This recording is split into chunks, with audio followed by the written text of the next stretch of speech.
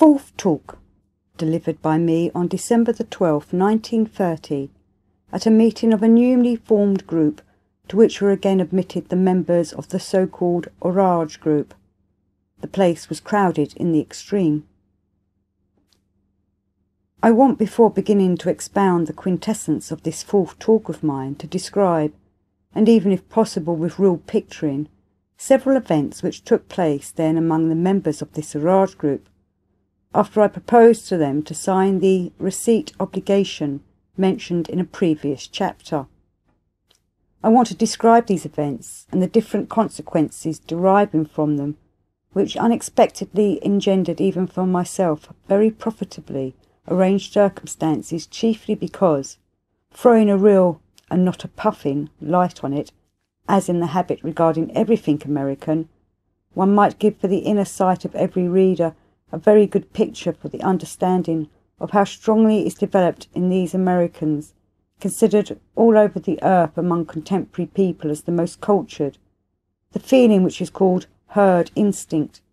which has become an infallible inherency of contemporary people in general, and is manifested in the fact that a man does not guide himself in his acts by his own reasoning, but follows blindly the example of others, and how the degree of development of his mentation, in the sense of his ableness to make logical confrontations, is really of a very low level. I wish also to show that, thanks to these descriptions of mine, there will be elucidated and will become really clear for every reader of my writings at least that side of the custom existing in the process of our common life, which is spread everywhere, especially among Americans, and consists in that people, in their striving to achieve the same aim, are divided into various so-called parties, which, in my opinion, especially in these last years, have assumed the character of one of the biggest, so to say, plagues of our contemporary common life. These events, which by their content can correspond also to the aim which I put to myself in exposing this series, that is to say, that they might also carry an instructive character, proceeded in the following sequence. After I had announced at the general meeting the indispensability of signing the mentioned obligation, and had set a definite time by which it had to be signed, they almost all in the same evening, as I learned afterwards, dividing into separate groups, first walked about the streets, and then, taking themselves off to various nocturnal Charleses, as they call them, or to the apartments of those who what is called domestic tyrant, usual in every contemporary household, was on that day absent, discussed and argued excitedly almost till morning as to what they should do. On the next day, from the early morning, also meeting and talking by telephone with those of their comrades who had not been present at this general meeting, they continued their exchanges of thoughts and opinions, and as a result of all these discussions and deliberations of theirs, there was formed by that same evening 3 independent parties with various attitudes towards everything that had occurred. The first party consisted of those who decided not only to sign the obligation required by me, but also in the future unconditionally to fulfil all kinds of orders and indications issued exclusively only by me personally. The second consisted of those in the psyche of whom, through incomprehensible, at least to my mind, causes, there was formed in this short time for some reason a strange factor, bidding their whole peculiar individuality not to recognise anything whatsoever issuing from me, but to remain true to the one who for several years had been for them, as one of them expressed himself,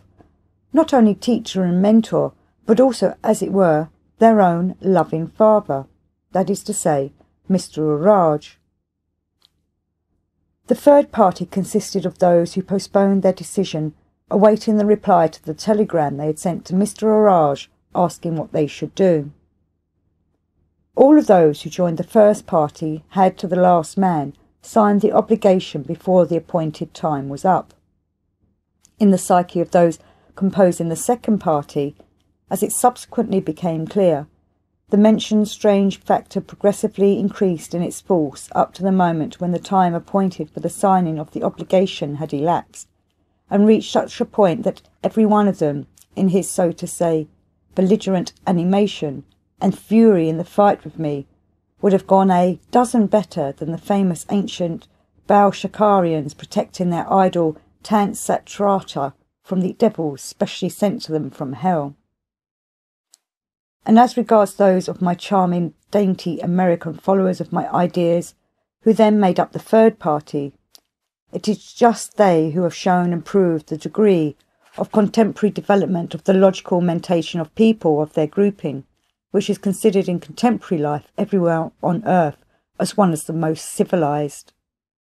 The various shades of complicated, fine and clever results of manifestation of this logical mentation of theirs then became really evident to all around them, and particularly to me from the fact that, having received the news of the arrival soon of Mr. Orage himself on the field of action, as he was already on his way, they began to invent all kinds of crafty circumstances, supposedly independent of them,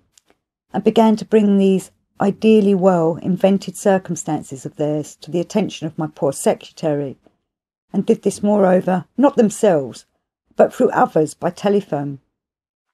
All this they did for the purpose of putting off their final decision until the arrival of Mr. Orage,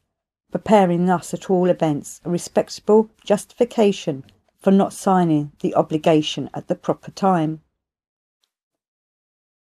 2 days before the fourth general meeting of this group, reorganised by me on new principles, Mr. Orage himself arrived finally in New York, already informed about everything that had taken place here in his absence. On the day of his arrival, he requested through my secretary a personal interview with me.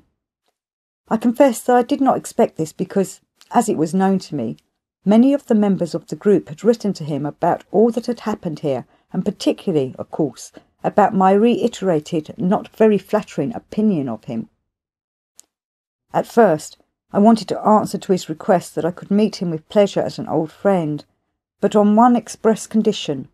that there would not be any talk about all kinds of misunderstandings, nor of various new statements I had made during his absence in the presence of people who were members of his group, but all at once, remembering the alarming news received by me 1 hour ago of the bad turn of my material affairs connected with the liquidation of goods bought by my companions,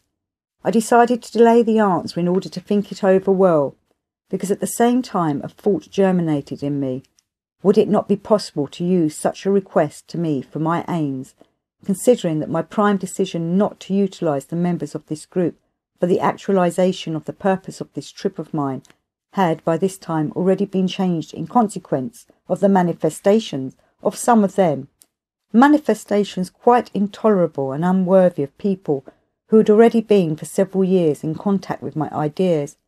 especially since it seemed that they had been thinking about them and had understood them well. Thinking over and confronting all kinds of results which might arise in various cases, I decided to answer him through the same secretary of mine as follows. Most calm, most promising, and particularly most esteemed by me, Mr. Orage, after everything that has happened here, as much as you know me, I have no more the right to meet you on the former conditions, even merely as an old friend. Now, without breaking my principles, most of which are known to you, I can meet you and even, as in the past, occupy myself with the process of pouring from the empty into the void, exclusively if you also, Mr. Orage, will sign the obligation I propose to all the members of the group you have directed. Having received this answer, Mr. Orage, to the great astonishment of the people near me who had journeyed with me, came at once to that flat of mine where some of the people lived who came with me, among whom was my secretary, and first of all, without arguing, signed the obligation, then, evidently copying, as it was related to me, my usual attitude when I am sitting, he began to speak calmly as follows. Knowing well, he said, of course thanks to Mr. Gurdjieff, the difference between the manifestations of a man engendered by his real nature, which is the pure result of his heredity and education in his childhood, and the manifestations engendered by his automatic mentation, which, as he himself defines it, is a mere result of all kinds of accidental impressions assimilated without any order, and, being at the same time well informed by letters, mostly sent to me by various members of the group here about everything that has taken place here in my absence, I at once understood, without any doubt whatsoever, what was hidden behind the proposal made to me by Mr. Gurdjieff, which at first glance seemed really absurd. A proposal to me to sign also, like the others, the obligation which would deprive me of the right to have any relationship not only with the members of that group which I directed for such a long time, but, however strange it may sound, even with myself. I understood it at once, obviously because during these last days I meditated very much regarding the lack of correspondence between my inner conviction and what Mr. Gurdjieff calls my playing a role here, and the heavy, unpleasant feeling created in me by the sincere cognition of that lack always increased more and more. In my moments of a quiet state, especially during the last year, I often confessed innerly, with sincerity, the contradiction of my outer manifestations with the ideas of Mr. Gurdjieff, and therefore the maleficence of my verbal influence on people, whom I guided, so to say, in accordance with his ideas. Frankly speaking, almost all the impressions received from what Mr. Gurdjieff has said here in the general meetings and to individual members of our group about me and my activity exactly correspond to my inner conviction. Many times did I intend, myself, to put a stop to such a double manifestation of myself, but various life circumstances constantly prevented me from setting out to do so with the requisite decisiveness. Having received from him now, he continued, at first glance, an absurd proposal, but knowing the habit of my teacher always to keep deep thoughts under ordinary, so to say, meaningless outer expressions, I, having thought only a moment, clearly understood that if I do not profit from the opportunity to rid myself now forever of such, as I should say, double dealing of mine, I should never be able to do it again. I decided therefore to begin by signing the obligation required by Mr. Gurdjieff, and at the same time I give my word in your presence that, from this moment on, I shall not have any further communication either with any of the members of the former group, or even with my former self, on the grounds of the former conditions of mutual relations and influences. I wish very much, of course, if Mr. Gurdjieff permits, to become from this day an ordinary member of this now reorganised new group. Such a philosophising of Mr. Orage made such a strong impression on me, and produced such a strong reaction in my peculiar psyche, that now, even with the strongest desire, I cannot refrain from relating this and describing in the style of my former teacher, now almost a saint, Mullah Nasir Edim, the surroundings and the conditions in which proceeded the process of assimilation in my being of the, so to say, simmies of the above-mentioned philosophising of my dear Anglo-American delicatessen, Mr. Orage, who was, during many years in America, almost the chief representative and interpreter of my ideas. When they told me of his having come and of his philosophising concerning the proposal I made him, and his decision also to sign this obligation,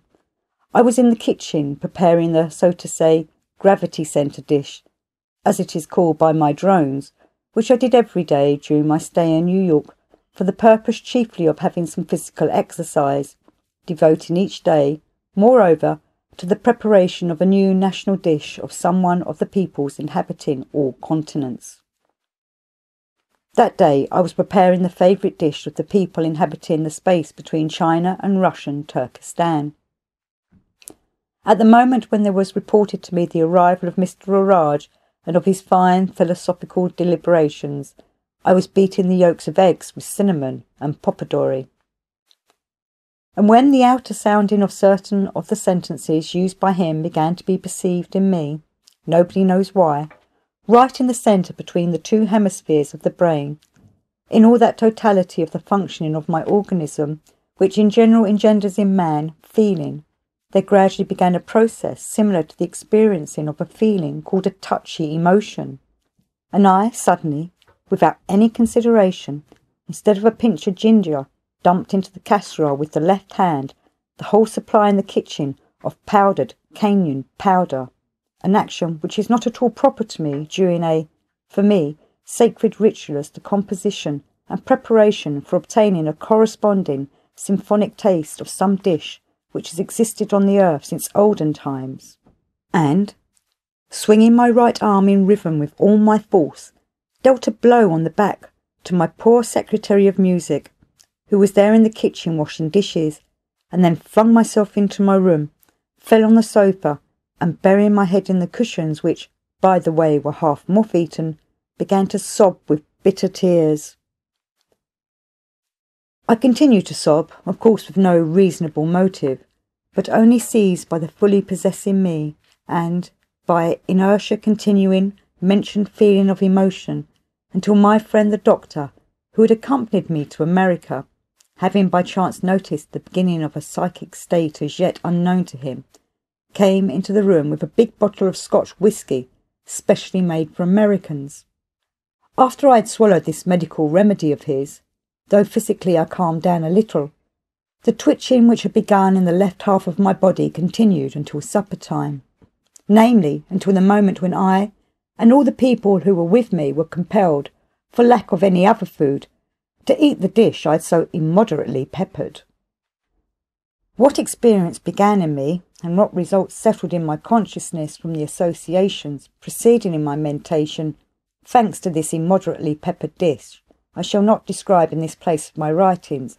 because the idea has just arisen in me of making this information the issuing basis for a certain highly edifying, instructive question on the psyche of contemporary man, born and bred on the continent of Europe, which I propose to elucidate from every aspect in one of the following books of this third series of my writings. Regarding how I utilise for my, in the objective sense, equitable aims, the manifestations in the given case of the mentation, developed to the highest degree of contemporary civilization, of these, so to say, representatives of Americans, this will be shown by the following. When, on the day after Mr. Orage's visit, I began to receive from early hours in the morning numerous requests from his adepts, almost entreating me to enrol them as members of this new group, I gave the order to answer to all of them as follows. To the next general meeting of the newly organised group, any former member of the Orage group can be admitted on the two following conditions. The first condition is to pay a fine for not having signed the obligation in time of a sum of dollars corresponding to the material possibilities of the given person, which will be established by a committee specially chosen for this purpose of several members of the former group.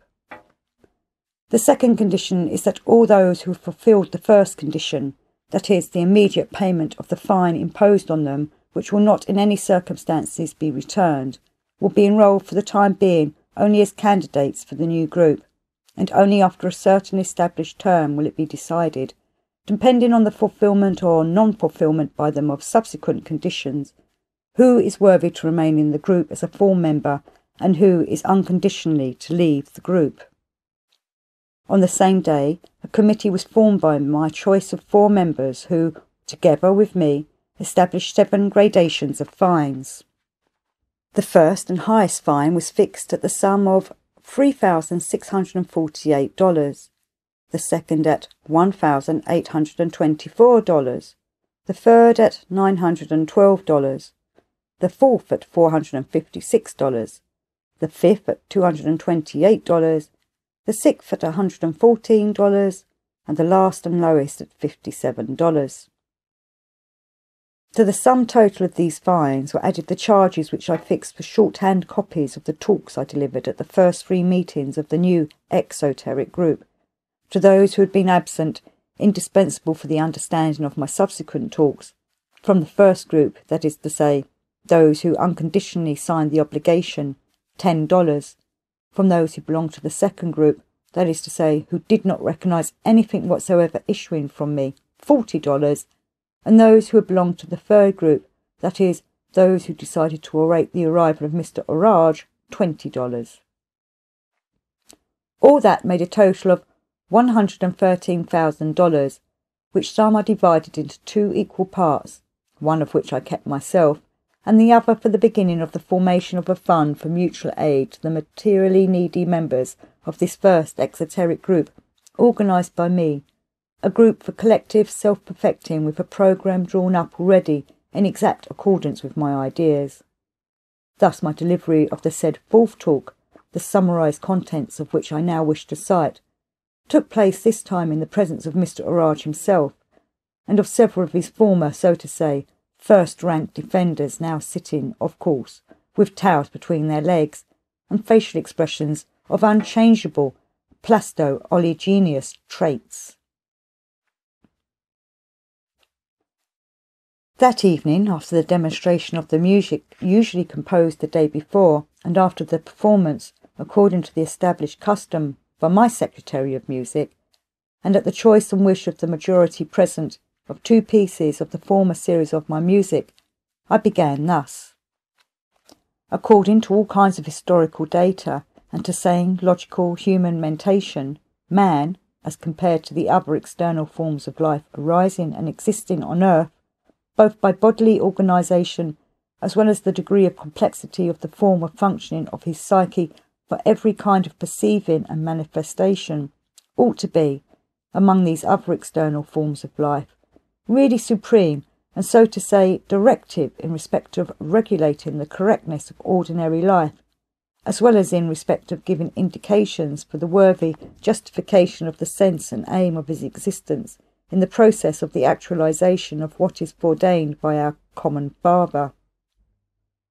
In the general process of the veriform life on the earth, as these same historical data show us, it was thus at the beginning, and only afterwards, when there arose in the psyche of people, chiefly owing to their vice called laziness, and with each generation there began to increase in the intensity of its action on their common presence, that something which automatically enjoins this common presence of theirs constantly to desire and to strive to attain peace.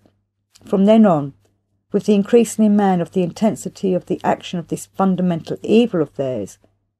there began proportionately also to increase their removal from the general life proceeding on earth. As the correctness of the functioning proceeding in us of any relatively independent organ depends on the correctness of the tempo of the general functioning of the whole organism, so also the correctness of our life depends on the correctness of the automatic life of all the other external forms of life arising and existing together with us on our planet. As the general tempo of life on the earth engendered by the cosmic laws consists of the totality of all the tempos both of our human life and also of all the other external forms of life, therefore the abnormalities of the tempo of any one form of life, or even only the disharmony, most inevitably evoke abnormality and disharmony in another form of life. I began to speak about such an abstract theme, at first glance distant from the one put by me for your immediate interest, chiefly because,